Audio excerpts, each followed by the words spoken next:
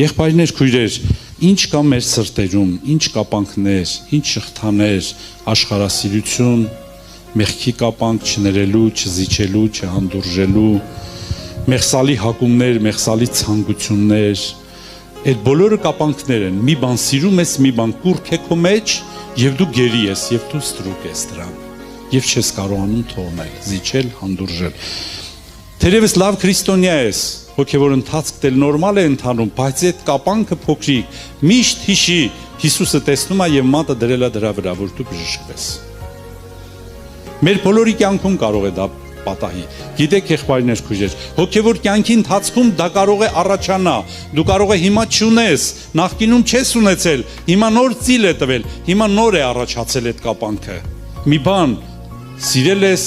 հակում է առաջացել քո մեջ, մի բան ցանկալի է դարել, հիմա նոր, միջև այդ դու առողջ հոգևոր կյանք ես ապրել։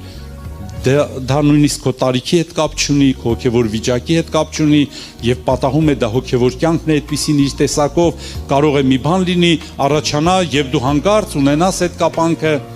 եւ քո սրտի մեջ խնդիր առաջանա եւ արգելք լինի քո փրկության կամ առնվազն Աստծո հետ ունեցած քո սովորական առօրյա ընթացքի մեջ դա արգելք լինի։ Թող Աստված օգնի մենք խորապես զղջանք մեր սրտում եղած այդ բոլոր խնդիրների առումով եւ աղոթք բերենք Տիրոջը, որ Տերը այցելություն անի եւ ասենք Տեր քննիր իմ սիրտը, Դավիթի նման ինչպես ասում էր, եթե չար ճանապարհի մեջ եմ, ինձ քո շավիղների մեջ ուղղիր։ Հիմա թող Սուրբ Հոգին օգնի այս պահի, այս պարագայի մեջ, եթե մեր մեջ ներկաներիս մեջ կա նման մի խնդիր, որ արգելք է Աստծո հետ հարաբերության,